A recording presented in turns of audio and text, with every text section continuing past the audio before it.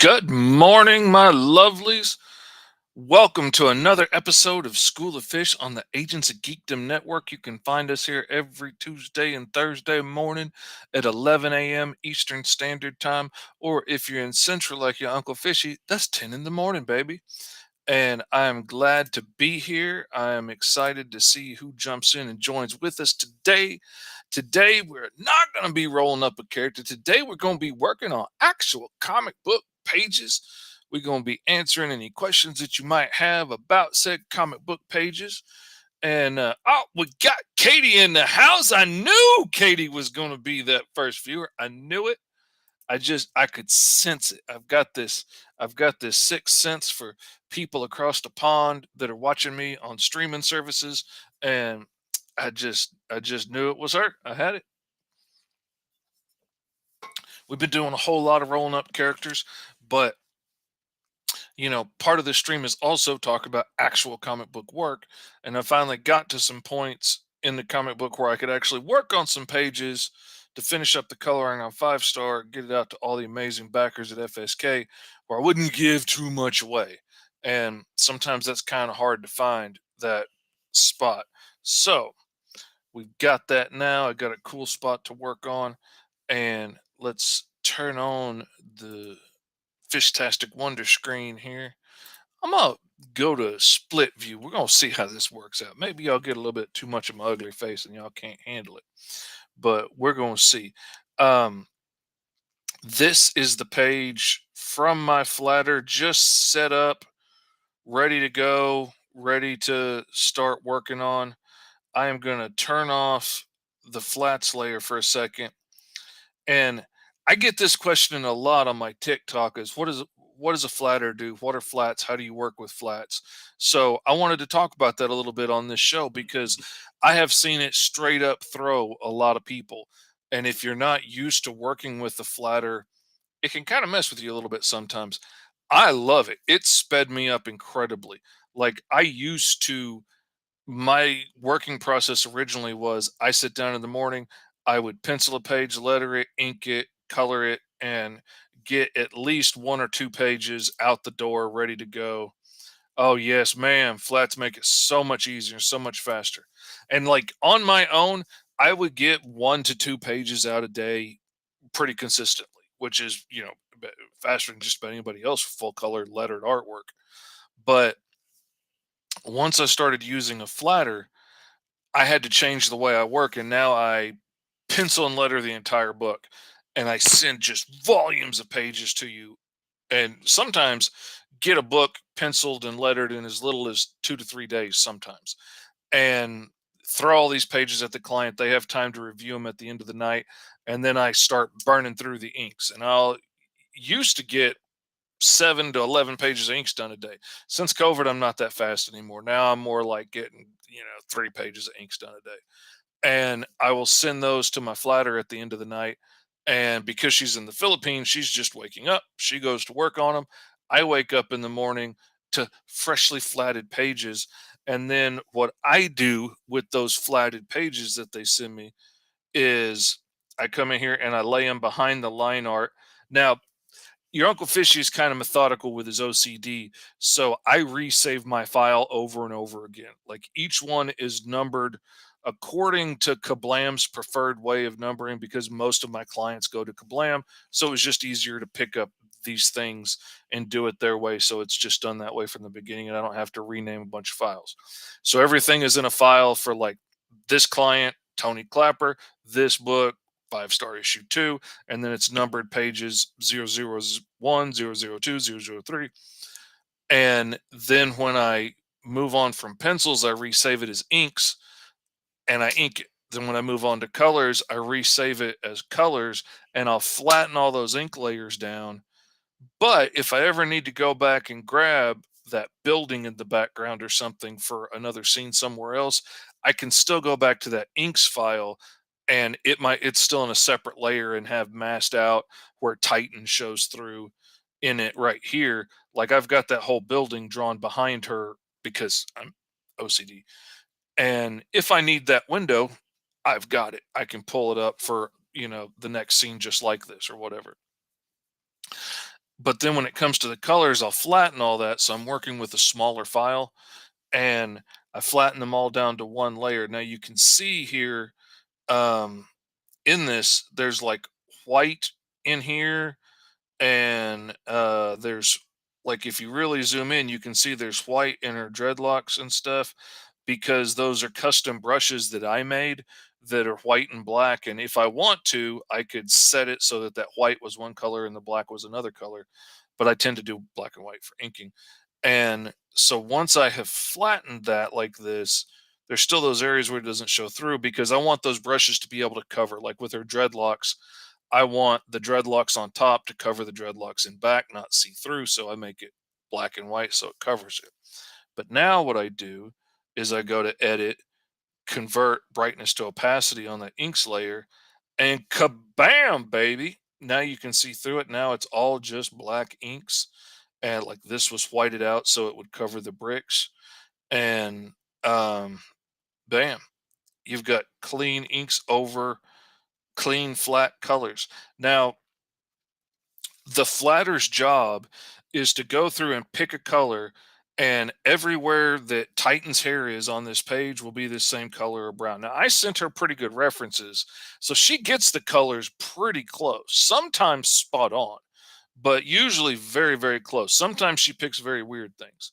But everywhere this shade of beige is for Zenith's face, everywhere his face is will be that same color of beige if she did her job right.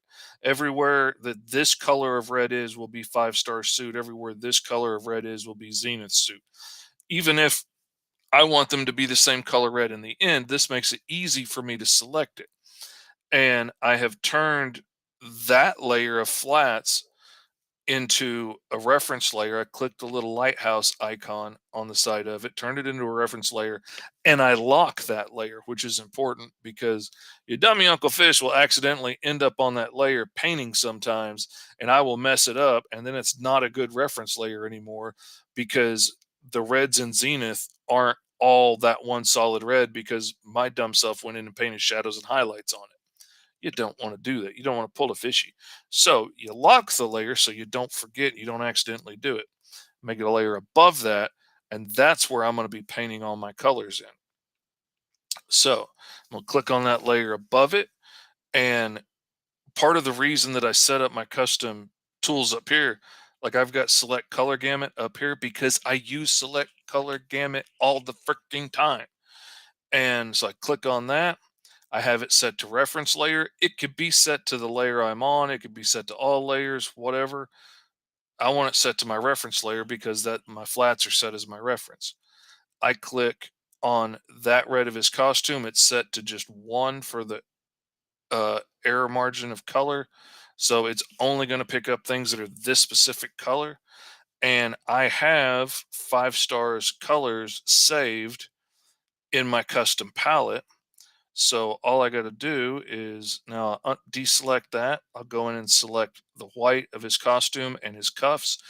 My flatter makes them two different colors so that they're separated, but in the costume, they're the same color. So I select them both, click paint bucket fill, come in here and select old Five Star's sexy face. And she got really close on these, but I have a particular color saved for Five Star's face, and paint that in.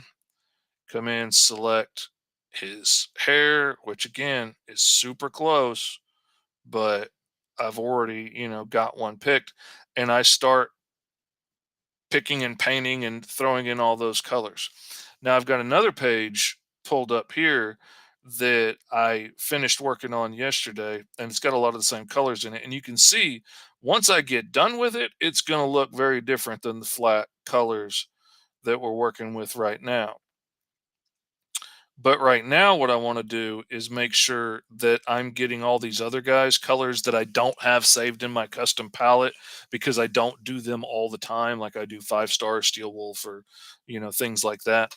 Or even my own characters from Green Zone, their colors, Virgil's skin color and uniform color, and all that is saved in here. And I'm going to turn off all of my highlights and my shadows and my overlay screen tones and all that stuff that's that's changing my base colors. And now I can come in here and make sure I'm on a color tool. And oh, come on now. Take the select. There we go. All right, now I can right click on that, get his color for his uniform and make sure that they all match up. Hit the old color gamut, get all his red, hit the old paint bucket tool, like a man, bam, all of his colors are done for the red.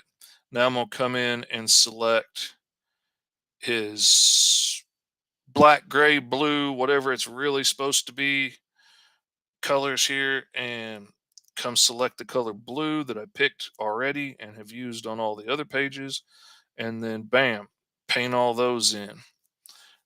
Let's see, switch to the other mouse because we got a comment from Diggs BTW7. What's up, G? Glad you're here. Hope you enjoy the show. Glad you're coming in on the old Twitch.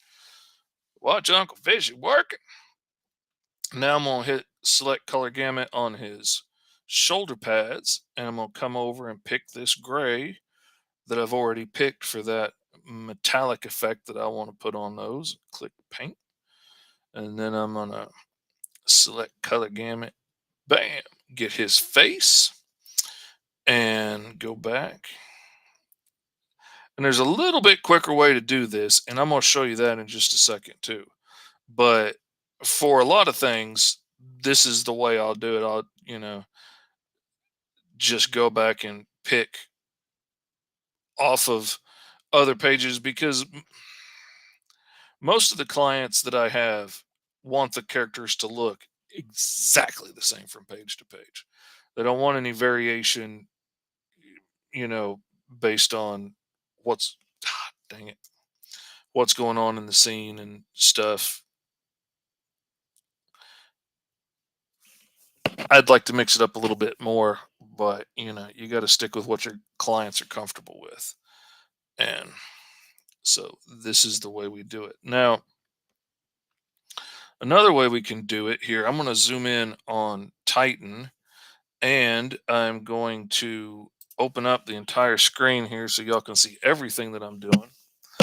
And I'm going to come back to this other page where we've already got Titan. And yeah, she's small in the back, but she's there. Now, if I come down here to my color palette, I've got this color history, and that's every color that I've been picking down here. They're all laid out in the last order that I used them. So what I'm going to do is I'm going to pick all the colors on her body and costume, and I tend to work from the top down so that I know what order they're in. When I lay the colors out in my color palette, I always start from the top down. So I'll have, like, hair, skin color, top of the costume, all the way down to details and lips and whatnot. If they have a helmet on, that'll be the top color. But I'm going to come through and select her hair. Then I'm going to color pick her skin. Then I'm going to color pick her shoulders, her costume, the blue of her T on her chest. And that's pretty much it. She doesn't have a lip color on this one because it's so small. And then I'm going to come in here, select her hair, come back here, and I know that it was this color here that I picked first. And I'm going to bam, paint her hair. It doesn't change a whole lot because I sent good references of my own stuff to the flatter, and sometimes she dead on picks the color. Sometimes she gets close, but no cigar. But sometimes she gets dead on, and you can't even hardly tell. Now that I picked the wrong one. I picked his hair color. Duh, fishy. Come on. You're better than that. You make your living drawing the comic books and the funny pictures. You got to be better than that. Select color gamut again. Bam. Get her shoulders. Click OK. Then we're going to click the color for her shoulders and skadoosh. A little bit different. You're going to select that color and make sure that it gets her gloves and stuff, because every once in a while she'll make those a different color to make them easy to select. And bam, paint that. This is why professional colorists love having a flatter. I thought it was ridiculous when I first heard people talking about a flatter. I did not understand why people would want to do it. What up, Fee? Good to see you this morning. Glad you could be here. Been missing my Fee comments in the morning. Um, but yeah, I had no idea why anybody would pay for a flatter. This seemed like easy stuff to do yourself. It sped me up so much. I went from getting a book done like in a month to getting one book done in as little as 12 days because the flatter sped me up so fast. I can burn through the pencils, I can burn through the inks. And then when I get done, wake up the next morning, she's got me flatted pages ready to go to color. And it has sped me up so incredibly much. The amount of money that I pay her to flat it at first was a big hit on my low prices. And then the amount of work I started getting done, it was well worth it. All of a sudden, I had extra money in the bank, which is something I've never had in my entire adult life. But that came from being able to work faster and get more books done, and eventually being able to raise my prices because my work was going up and getting better received and whatnot. And it just, oh, she has been such a blessing. Okay, here we've got Zenith in the foreground, I believe is his name. No, no, no, no, no, no, no. Correction. That's Zenith. His name, oh God, it escapes me at the moment. I had it. I was just mentioning him last night while I was working. So again, we're gonna start at the top here, gonna color pick his hair, his face. I already know where his glasses are because that's color I have saved. I got his face. Get that one and get that one. And his costume's real simple. And I love a simple costume. So, bam, I'm going to select his hair. And I'm going to come down here to my color chart. Oh, but you can't see it because I put my pretty face on the screen. All right, I'm going to come down here and all of his little colors are in order down here. I'm going to click that color that I selected for his hair. Bam. And then I'm going to deselect. And then I'm going to come in and select his skin. And everywhere, if she's done her job right, let me zoom out and show you. If she's done her job right, then everywhere his face is on the screen gets selected. So when I click to fill that area, all of his faces get selected. Now in this version here, where he's running super fast, I'm going to probably put some kind of speed effect on that. But for right now, that's good. I'll add the effect later. Right now, I want to be starting from the same base color. Whoops, I forgot to click a different color. That's what you call an amateur mistake because you're talking instead of working. All right, now we're going to select color gamut. We're going to select his glasses. And like I said, I happen to know what color that is because I used one of the colors that I have saved in my palette. Facebook user Tony says that's a dope looking book. Well, little Tony up north in Ohio, he knows what he's talking about when he looks at a dope book. This is a fine example of comic book illustration at its best. Working off of a fancy new character by the name of Fivestar, which can be found exclusively at FSK. Bam, select that color for the costumes, skadoosh. And like I said, my flatter gets really close off the examples that I sent her. Um, this one, I didn't have an example that I had colored yet for this character. But she did really good off of the issues, the pages of Heroes International I sent her that were probably colored by Veronica, I'm guessing, because she does just about everything at FSK that I don't color. All right, and now we're gonna grab. Now, if we all did the jobs right, all of the main characters should be colored all the way down, and they are. That's good. That's good. We got them all done, lickety split, just like that. We've been on the air for 20 minutes, and I've been jabbing my jaws, and we got all the characters on this page colored. Starting to draw the scales on my Ms. Medusa pick. Woo! Let the obsessive detail marathon begin. Ooh! Now there's an art stream that we need to film and then time lapse so that we can watch it at high speed.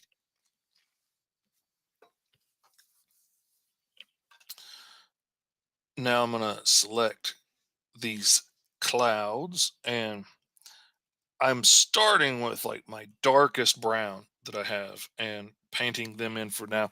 I'm going to go back and paint like fiery highlights on the bottom of them so you can see the reflections and stuff from the fire below. Um Fee says you need to read a story in that voice. Indeed. You know, one of these days, okay. All right, we're gonna take a little break from our regular scheduled programming because your Uncle Fishy has got a new wiener dog, a new puppy. My wife's mother had two wiener dogs that she got, and I caught so much grief when Nana got these wiener dogs with thought they had another puppy. You know, we could have got one. I was like, we've already got three dogs and a cat. One of the dogs is absolutely crazy and jumps the fence and bugs the neighbors and like we don't need another dog. But they're so cute. Um let's see. Katie said my timeline files get too big for my laptop. I feel that. I feel that. And so yeah, we got this wiener dog puppy, and I knew I when Nana's dogs got pregnant with full blooded wieners, I knew I was gonna catch it when they got born, and I was gonna get pestered and pestered until we adopted one. So I was like, all right, look, we can adopt a wiener on a handful of reasons. If we meet these criteria, we can get one of the wieners. I get to make all the wiener jokes I want. I don't get fussed at. I don't get, I get to make them for as long as I want. She thought I would get tired of them. She did not know me that well. Two, we got to get a boy because I wanted to be able to name him Bogo. If you get it, you get it.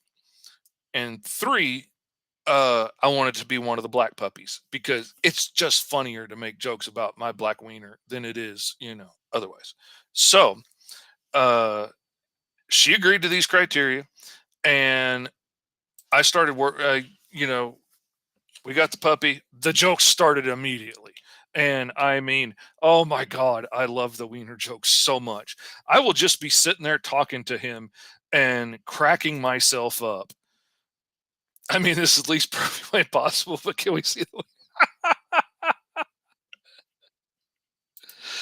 the actually you can go back and look at my Facebook posts and stuff. I have several videos. I made a couple of ads with him when I was pitching Green Zone around Christmas time. Before Christmas, I made a couple of ads with him early December with him running around as a little puppy and stuff. And now most of the pictures I get of him are sleeping. Like I posted a picture this morning of him, and he was fussing trying to get to mama because he was supposed to be my dog, but he's my wife's dog. And now all the jokes about my wife's wiener are even funnier than the jokes about my wiener. And it's so freaking funny. But like this morning, he was fussing to get at my wife, and I just tucked his head up under my chin and put my chin on him and was petting him. And I was like, "No, we're not going to chase mama. We're just going to sit here and tuck our wieners under our chins and stroke them vigorously." And I just died laughing. Um, but yeah, the wiener jokes are flying left and right. He's precious and he's a little turd, and he loves to go outside and play and then come immediately inside and poop. Um, he will go outside and go to the bathroom for her every time. For me, it's playtime and then whines to come inside so he can go to the bathroom. Oh. But anyway, the more we joked around about it, the more we joked around about it. At first I thought about doing a children's book about, my grandpa has a big black wiener, and it was going to be about, this little cartoon fishy and his favorite dog of all, which was his wiener, and how he liked to take his wieners on walks and show it off around the neighborhood, and everybody likes to come and pet his wiener, and like lots of like funny jokes for adults, like not really geared at kids, geared at adults that just would think it's funny, and kickstart it. Oh, brothers and sisters, the ideas spinning in my head about doing my grandma has a wiener instead. Oh my god. Oh my god, this thing is going to be so freaking funny. Oh my god. I that it's on my list. It's on my list of projects that are going to have to get done. But for right now, we need to get back to ye old pages of Five Star because those are the ones that need to get done right this second. And I just been sitting here prattle prattling. But reading, oh, what got me started was Fee talking about me reading a book in that voice. And I'm thinking of like audiobook version to go along with it on the Kickstarter. Like if you back for an extra $5 or something, that would be so funny. Well, Grandpa was a little unsure when he found out Grandma had a wiener.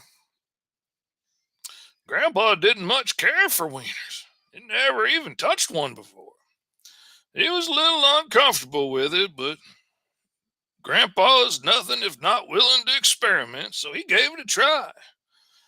Turns out he loves wieners now. Grandpa's a big fan. All he pets is wieners now. And Grandma's wiener is his favorite. Oh yeah, it's just ripe with so many funny jokes. Thank you, Facebook user.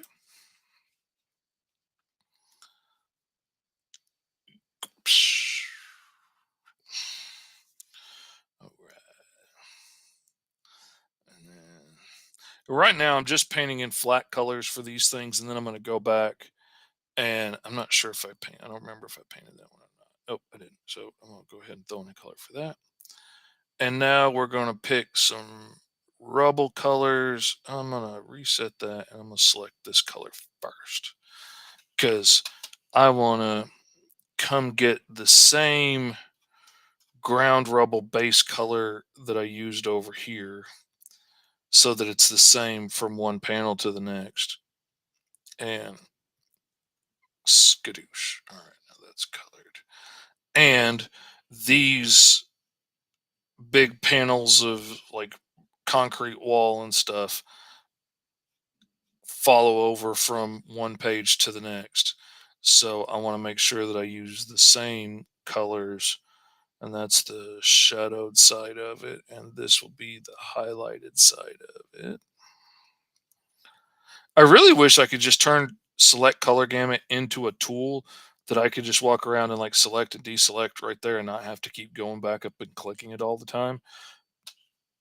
But, you know, until they start taking my suggestions for what to do, because I've suggested putting a spell check in their lettering tools for years, and they have not listened to me as of yet.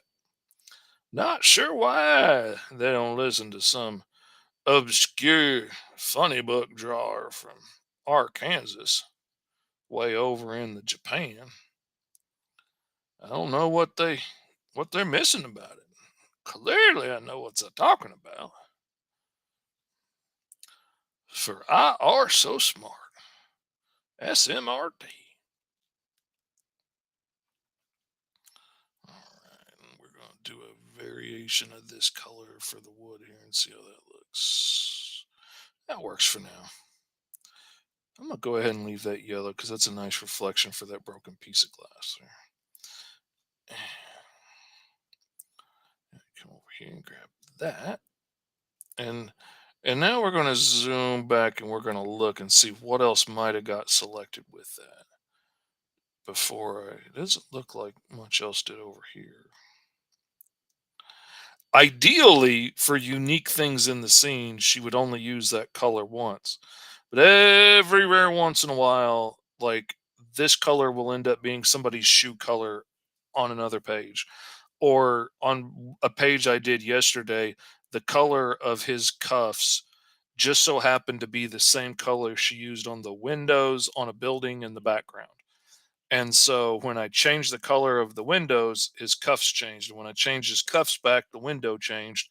And I kept going back and forth recoloring them because it would be like 20 minutes between before I'd realize the color had changed. And I don't know when it changed. So I would go and repaint the windows, not realizing because I'm zoomed up that it was repainting his cuffs too. And that stunk. Um, and I need a red rusty color for those beams. Let's see how that looks in the scene. Not bad. Not bad. All right.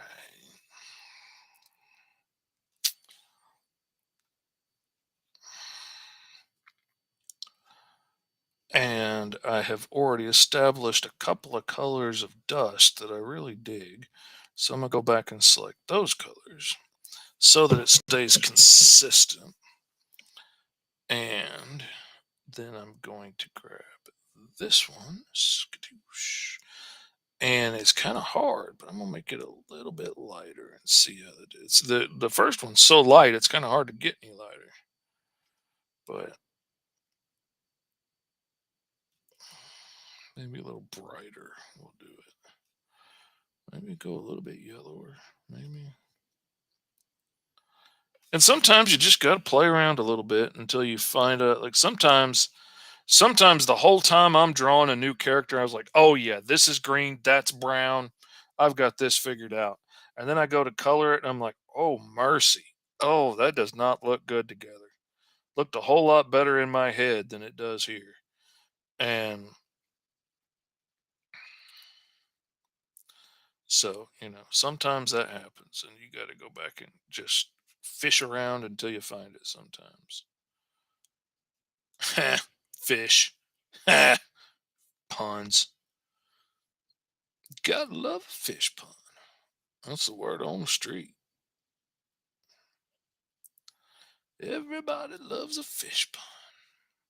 Skadoosh. Grab that old color of brick. Throw that old color right on there. And then you know what we're going to do. You know what we're going to do because we got to do it. We're going to grab that shadow brick color. Then we're going to come over here to where the shadow bricks live on the dark edge of things. We're going to grab that spot and we're going to give it an old skadoosh paint right there. Now we're going to tweak it probably. We're going to make some changes because we're artists and we're never happy with nothing the way it is. We're going to keep fidgeting. But for now, that's going to work. And she used slightly different tones for a couple of those. So we're going to go back and grab all of those spots with the trim details because I've already established on this building that I believe, nope, I did them two different colors. I thought I did them all the same color. I'm a filthy liar. That's what I are. I are a filthy liar. All right, grab that color so we can make an honest man of me. Grab that. We're going to click an OK, and we're going to click a skadoosh. Whoops. Now, see, there's your problem, boys and girls. Occasionally, mistakes are made on the flatting aspect, and she picked the same color for the windows and the trim here, and the windows and the trim down here. So that's why we got our old lasso fill tool, like a pro. And we're going to select that color and then just select, we're going to draw a little selection around that area. Then we're going to come back, going to, whoops, going to click color gamut first, or we ain't going to do nothing. We're going to click that area, which has now selected these windows too, because she used the same color in the flats. I'm not going to hate on her because she saves me so much time going back and recoloring this little bit. Ain't the end of the world. As a wise man once said, I ain't hung up about it. And we're going to come grab this spot right here. I'm going to go ahead and throw this old color brick in there for now. This brick shadow, we're going to throw that in there. We're going to see how that plays out. We're going to watch it and we're going to see what it does. Does it cause a scene or is it going to play well with others? We'll find out on the next episode of School of Fish, available on the Agents of Geekdom Network. Everywhere fine art streams are found.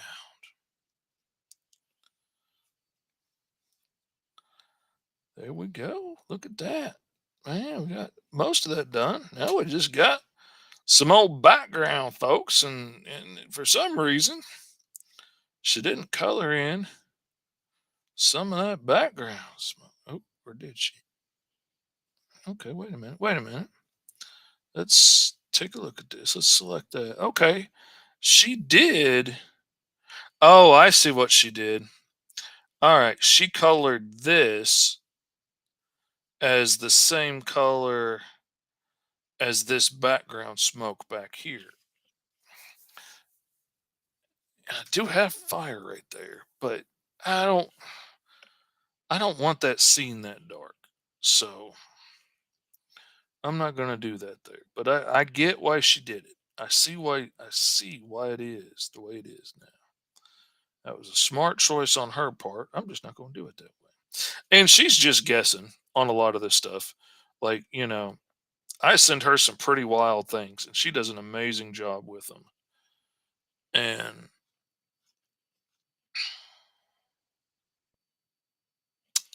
okay, that's a problem. I'm gonna have to pull out the old pen for this one because those are way too close together.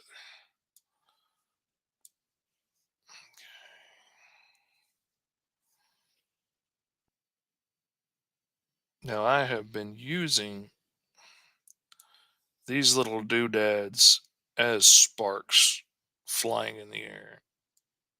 Whoops, reset. Because old fishy shaky hands missed.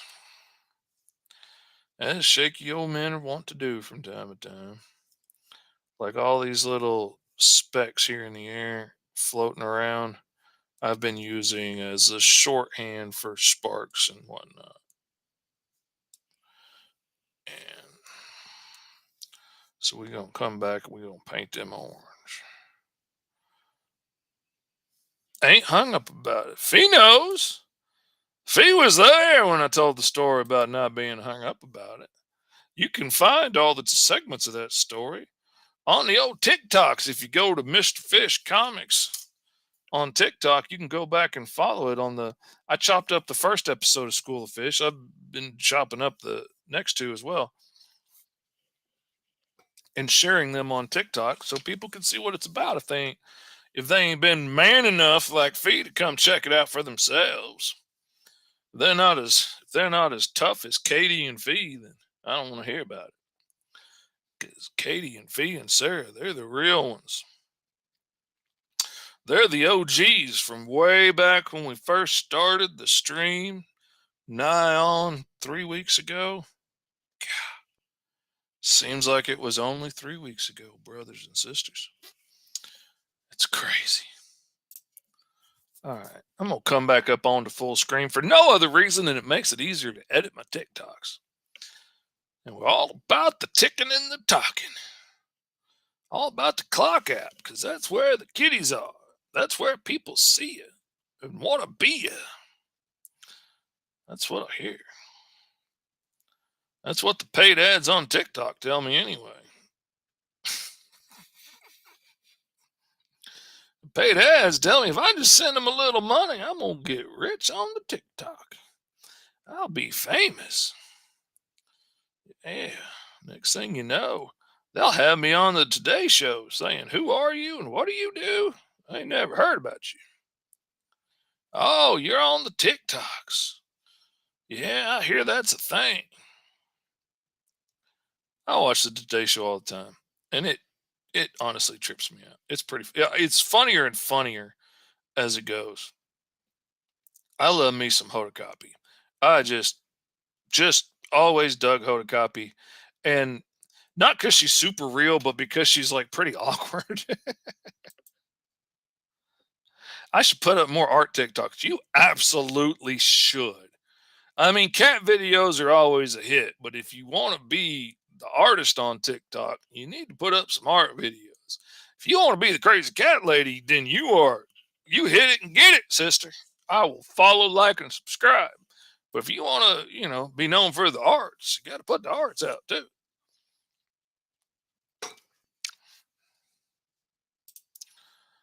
Says TikTok is an asshole, never shows me your stuff. Well, TikTok can be that way. I just found out recently that I got to go down and, like, when you go to search, click on my friends down there to just show me my friends and people that I actually follow to not keep constantly sending me new stuff. I didn't know that was a thing. That's where my wife lives. She just follows the friends thing and watches what her friends are doing. I guess I never really looked that far down the screen.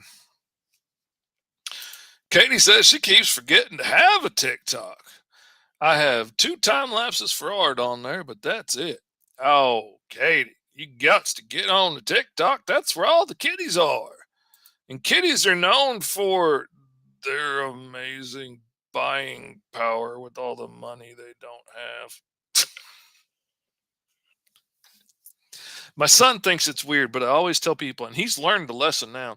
I'm always telling new artists that, yeah, being on TikTok, being on Instagram is great. You want to get stuff out there in front of your peers and in front of people in your age group and your demographic that are going to enjoy it and want to follow your stuff. But most of the people your age don't have a whole lot of spending money. They don't have a whole lot of extra money. If they're out living on their own and they've got bills and stuff, they don't have a whole lot of money to be spending 30, 40 bucks on a Kickstarter or paying you $100 for a commission of their original character. But you know who does? All the old farts on Facebook. They're over there with big fat wallets looking around, scrolling, and say, oh, that's cool. I'd like to hire him to do this crazy commission of, something I've always wanted done. I want this picture of my OC fighting Captain America. I want a picture of this or that. I want a picture of myself as Superman. And they will pay money for it. And he's like, man, Facebook's for old people. It's like, yeah, old people with money. So you need to be posting over there too, especially as a young artist. You need to be posting your stuff over on Facebook and you need to be posting your stuff in the Facebook comic groups so other comic fans and other comic creators can see it and say, hey, this kid's pretty talented. Maybe I should check him out about a commission. And, you know, you're going to get a lot of likes with your stuff on TikTok and a lot of follows and a lot of likes on the Instagrams.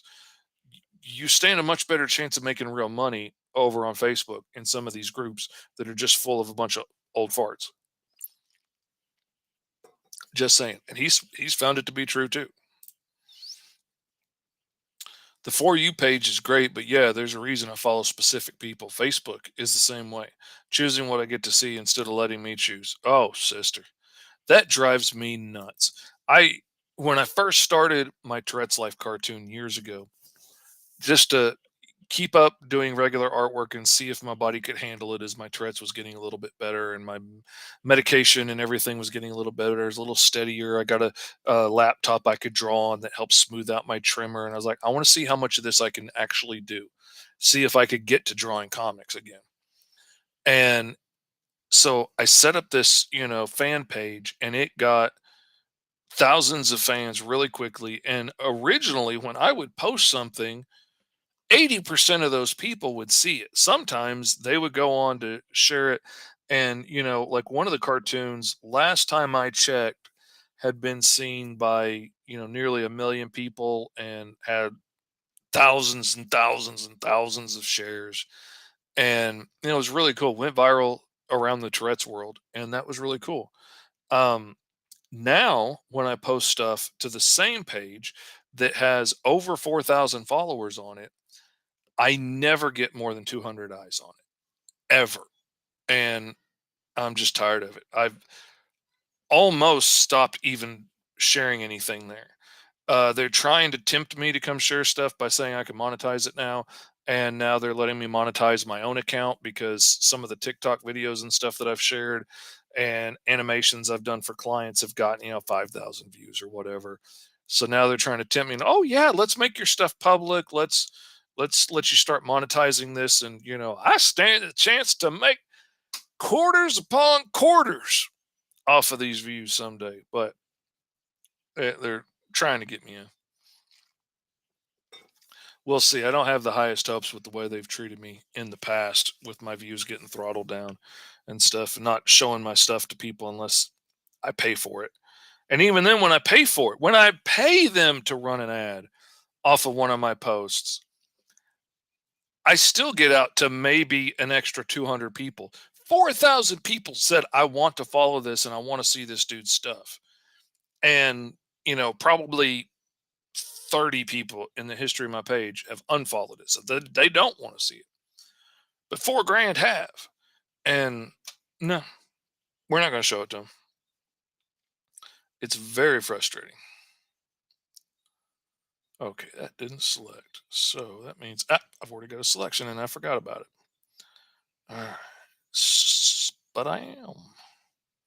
She made the baby and the mama the same color. I love you, Shane. That's a great job. Thank you very much. Oh, goodness, that looks bad with those lips. We got to change that lip color. But while this is not my daughter in law, this is inspired by my daughter in law. And so I want her to have beautiful dark skin like my daughter in law. My daughter in law has an amazing complexion. She is a gorgeous mother. I'm a big fan. Yeah, she married my stupid son, but I'd have been a big fan of hers either way. Even if she hadn't married the old knucklehead. But I just, hardworking, devoted mother. That's what I was seeing when I was drawing this character. And so, well, like I said, it's not a portrait of my daughter in law. I want it to look as close to my daughter in law as I can get it. Yeah, let's do that color for the hair for him. And this, while they're colored the same there, I'm going to lighten the baby's skin because, oops, we're going to lighten the baby's skin because my son's Filipino. And he's not as dark as his younger brother, but he's fairly light. So the babies are pretty light and look a lot more like daddy. But I don't want to make it so light that they don't look like they could be related because, can't have that. Oh, she gets so mad too because the babies are all the spitting image of my son. Like, could not more look like my son. Whoops, wrong button. There we go.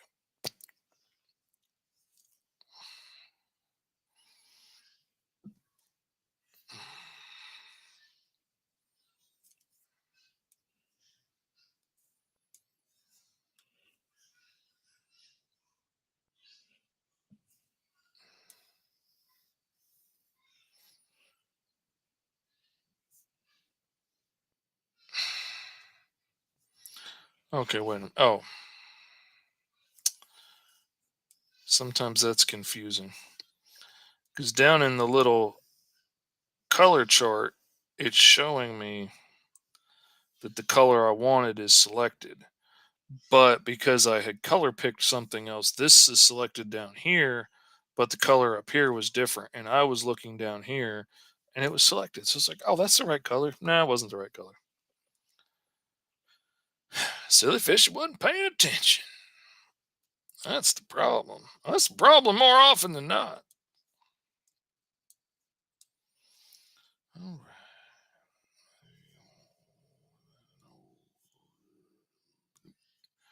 I'm gonna give that no. Let's.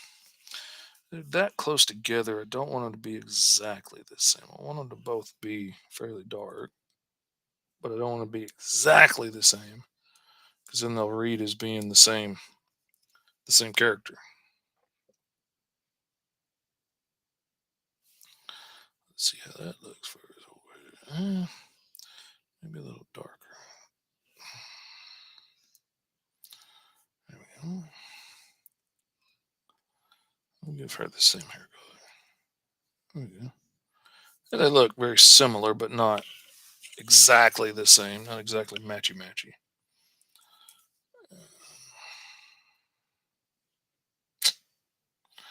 Now, come on.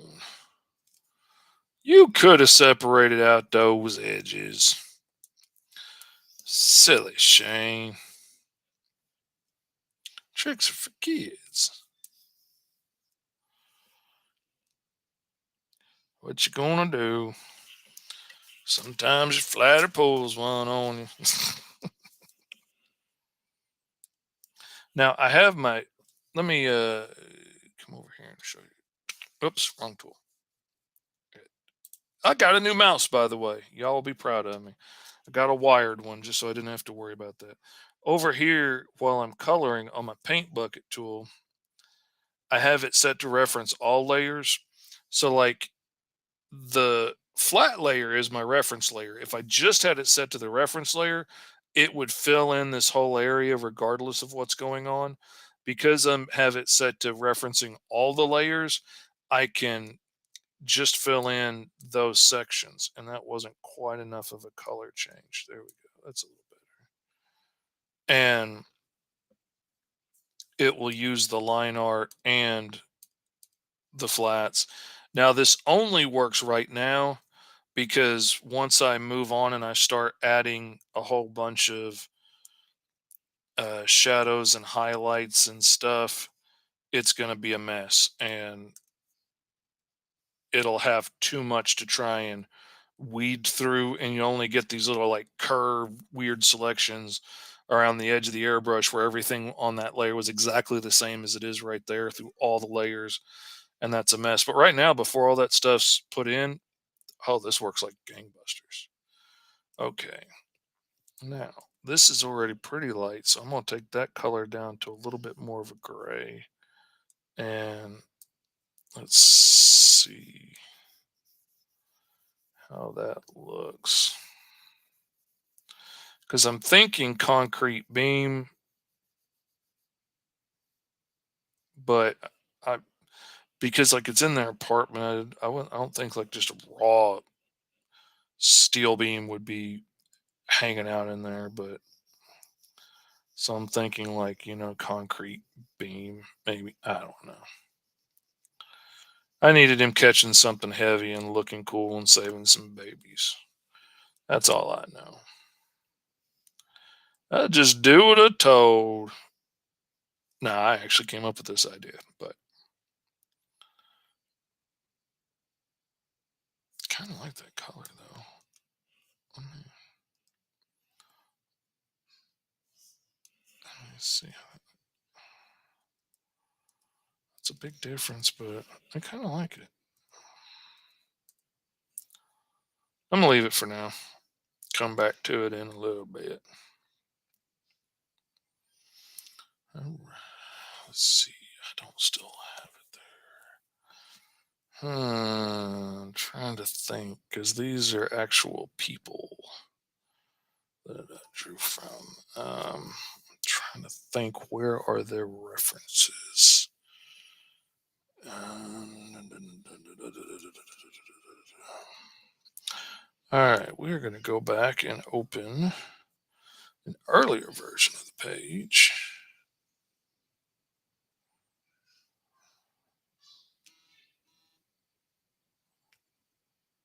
Hmm.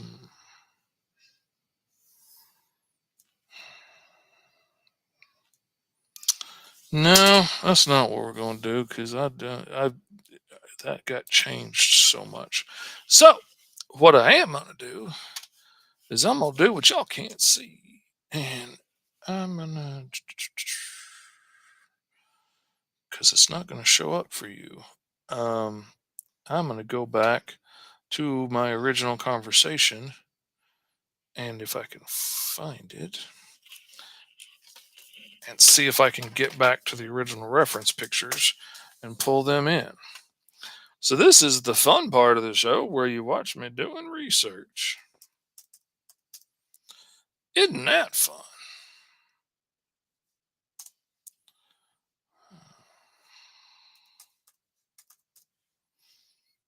There she is.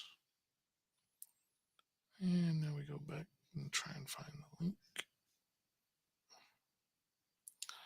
There we go. There's the link to the photos. And, and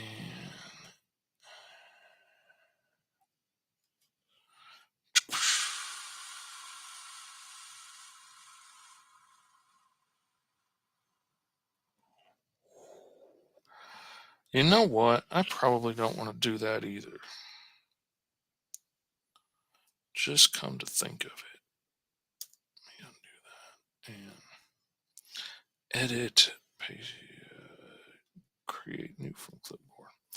And I just thought about it, but because these are kids, I don't necessarily want to be going showing their actual pictures around. I mean, it does look like them, but I don't know. That just feels a little out of pocket to do that, or somebody else's kids. So we're not going to do that.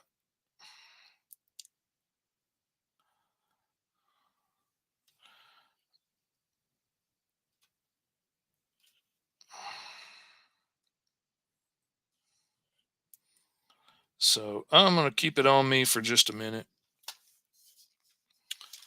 Katie says research is an important part of the daily breakfast of being an artist. You got that right. You got that right, sister. And I want them to come out looking good. I want them to come out as accurate as I can make them. So going back and really looking at like their skin tones from the pictures to make sure I get pretty close. I can't like straight pick the color because, all the photos are different and some are more blue and some are more yellow and it's just not going to look right in the scene.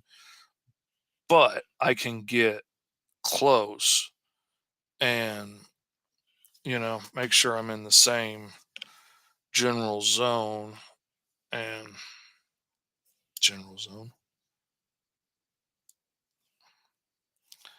And that is not right color, but hopefully it will help me take that color and get it closer to right. Now that's pretty close to right. So y'all have to excuse me for just a moment while I keep doing this way because I just don't want to show pictures of these kids on the internet for every old crazy out there to see. Because, crazies will be crazy. And crazies do as crazies will do.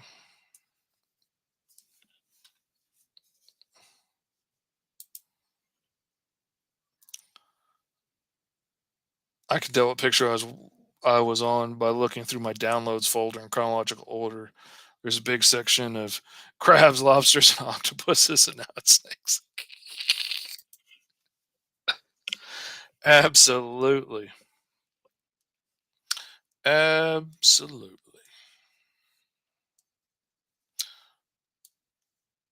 That's a little dark. Whoops. Okay, that's a little better. And just got to keep it on the down low for a minute because, privacies and whatnot. And also, while I'm zipping back and forth between looking at their actual photos, it just gets your Uncle Fishy's sexy face for a little bit. But that's okay. Your Uncle Fishy's face is a known attention getter from way back in the day. Everybody likes to look at Uncle Fishy's face, they say. That's what my mama told me, and I got no reason to call her a liar.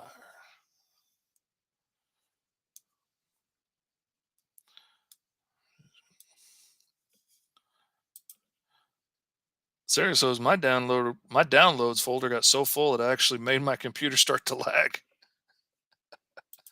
I probably need to clear mine out. I used to always keep it cleared out. Like when I downloaded something, I immediately went and cleared it out of the folder and put it where it needed to be. I haven't done that in a long time. I I have gotten to where I just leave stuff in there and know I can go back and get it from there. And that's a problem. A little more orange. No, a little bit lighter. I don't want them to look so far removed from each other.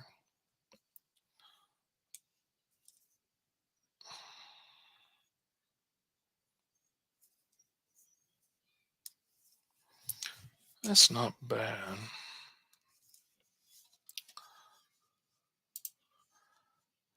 I personally like when I go back through downloads and see a file and think like, "What the hell was I doing with this?" Oh yeah, man. I used to be so diligent about moving stuff out of my downloads, and now I'm just so lazy.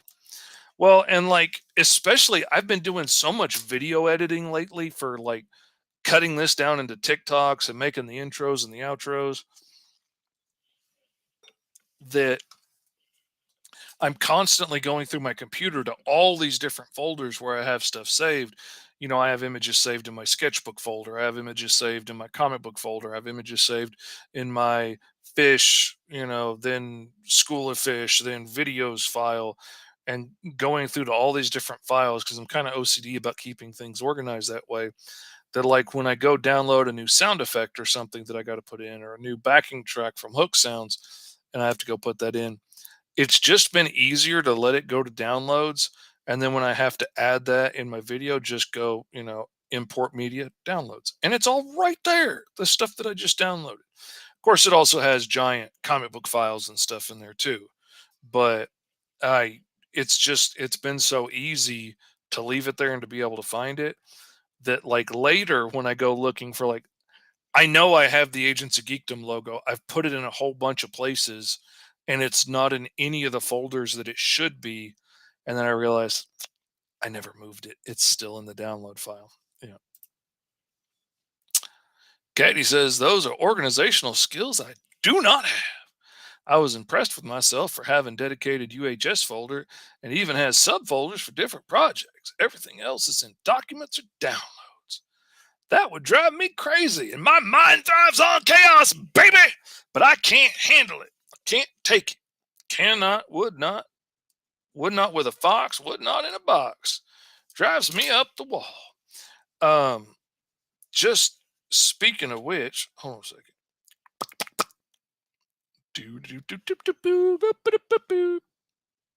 There we go. Let's throw this back up on the screen. Let's go look for a folder. Let's go look. All right. We're going to go to open a file because, that's what we do. We're going to go to OneDrive so I can share it betwixt all my computers. Now, what year was the comic book made in? Now, the only things I have that I can get to on OneDrive is 2022 and 2023 because, if I had all of the years of comic books, my OneDrive would be full. But let's take a walk on the wild side, go through history and look back at the year of our Lord 2023. I mean 2022. We got a file for fish. We got a file just for TikTok. We got a file for agents. We got a file for Barry Gregory.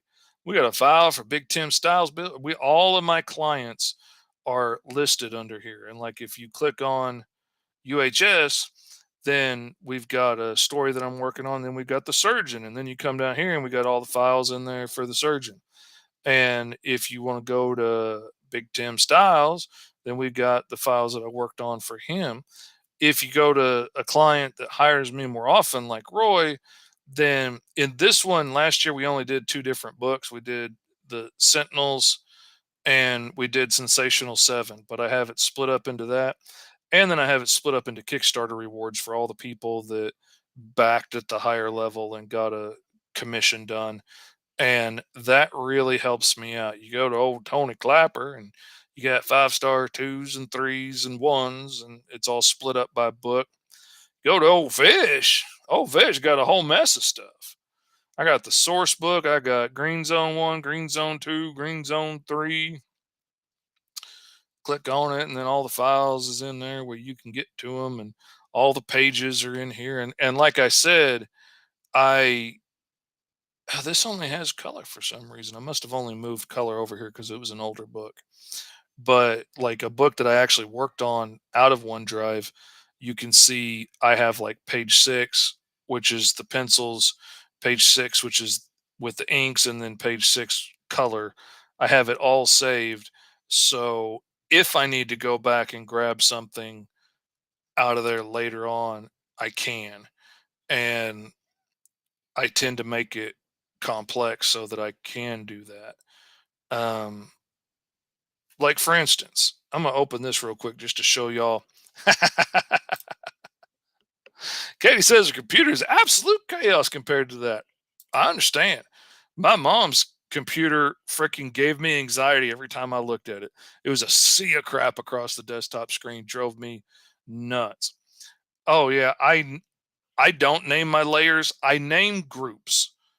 I will name groups for like lettering and stuff. Like I'll show you right here. I really wish I could zoom in on this corner of the screen down here.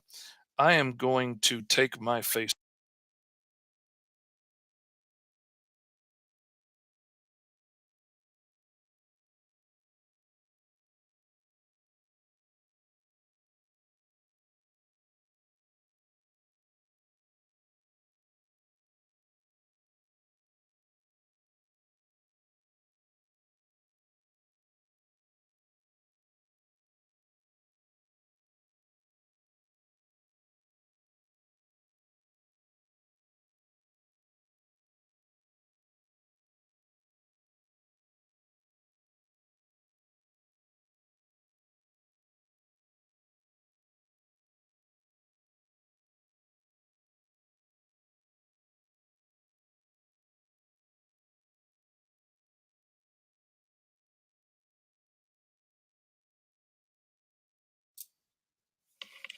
All right, how's that? Can you hear me now?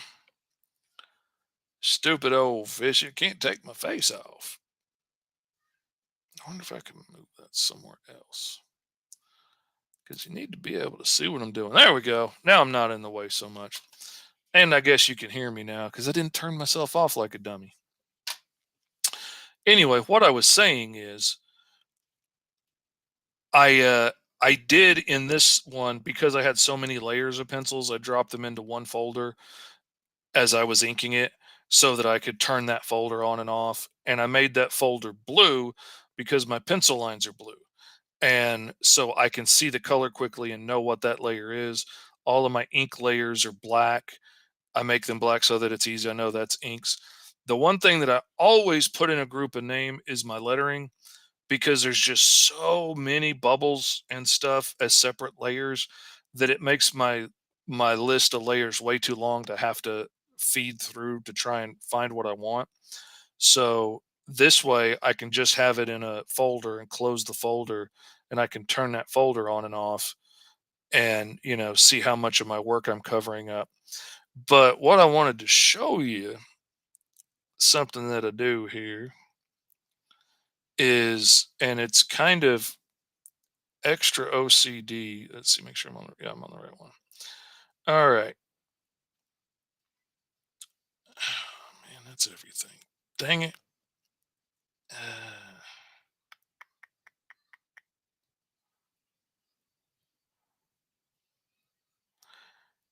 this one's not going to show it well because something weird happened along the way.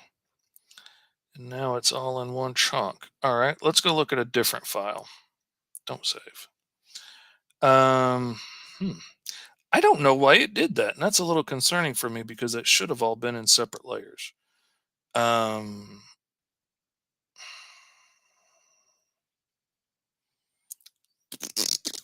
I got to find a good one that I know has it in there.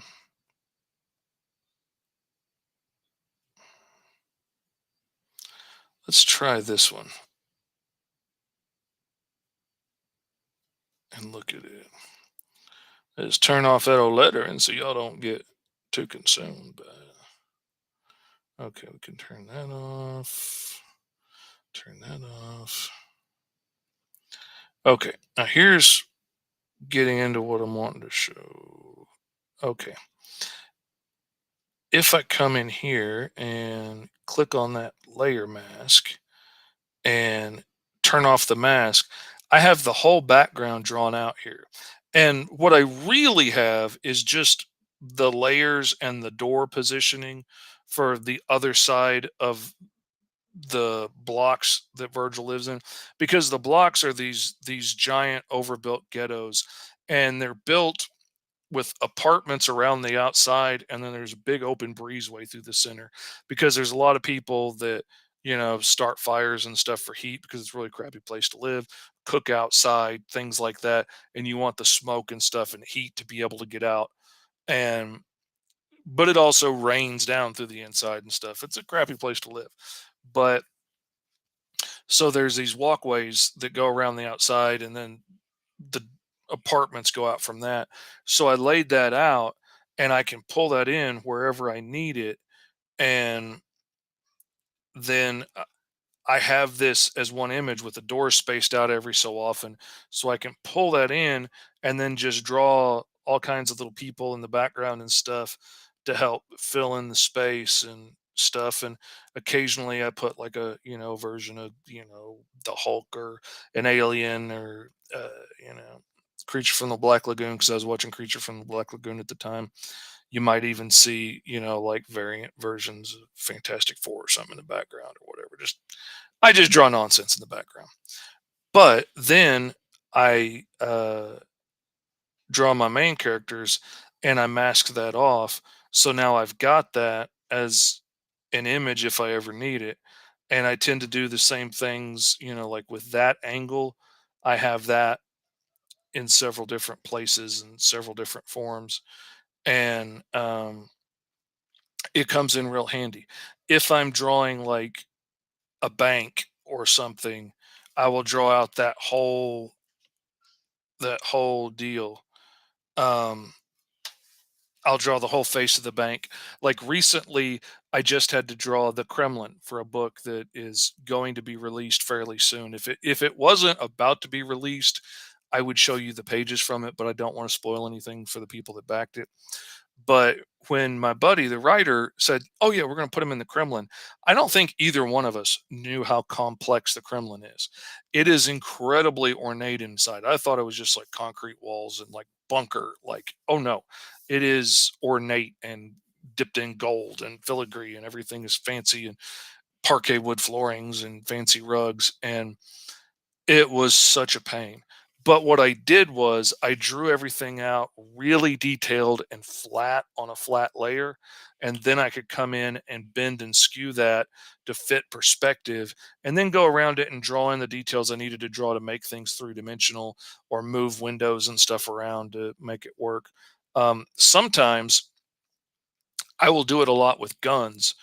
I will draw out like, especially if it's a fancy sci-fi gun that nobody's ever seen before that I'm just creating. I'll draw a nice flat straight image of that gun and I'll make that an an image object that I can pull in, and then I will copy and paste that object. Like if there's a whole bunch of guards with the same gun, I'll copy and paste that object, and then I'll bend and skew and put it in perspective to be in their hands the way it needs to be. Sometimes sometimes the guns turn just a little bit or rotated just a little bit, and you can just draw a couple extra lines and fill it in, and boom, you're done. Sometimes it's really skewed because you're pointing it at the viewer. But now what I've got is I've got a whole list of markers and landmarks that are laid out in perspective. And I'm not going to use that image, but I'm going to use that image to draw the gun in perspective. And now I know the sight is the right distance in perspective away from the end of the gun. And the clip is in the right spot. And the handle's in the right spot. And the butt of the gun goes back the right amount of space, and I can put the guy around the gun correctly instead of like drawing a really awesome gun and then realizing you don't have room for the stock of the gun to be back here against his shoulder.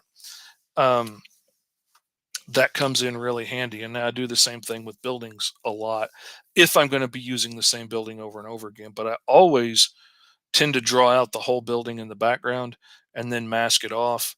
So if I need that later, like if the heroes are going to come back to that same bank, even if I don't use that same drawing of the bank, which I might not be able to, might not be able to rotate it and change it enough to make it look new. But I have a nice laid out reference for where everything is and where the bushes were and what the front door looked like and how big the sign was. So it doesn't look a little different every time I go back to redraw it. And that has been such a huge help. I'm actually planning on doing a whole show about that before long and how I do this stuff. And like if we're going to be showing the inside of Super Dude's secret desert base, then I will lay out the floor plan in really good detail for where everything is as an image. And then when I'm sketching out the room, in the comic, I will sketch out like the floor in perspective, like this is where the corner of that floor is. Then I can take that image, import it, size it, and get it into perspective to fit with that layout for the floor. And now I know, okay, the doorway's right here, the window is here, the couch is here, the giant statue is over here. Everything is laid out on the floor where it needs to be. The couch is here. I'll draw a rectangle for the couch, give myself little lines where the arms of the couch are, where the cushions split, and then I can just draw it from that in perspective when I'm penciling it. And the couch is in the same place in the room every time. And it's always going to fit and it's always going to work.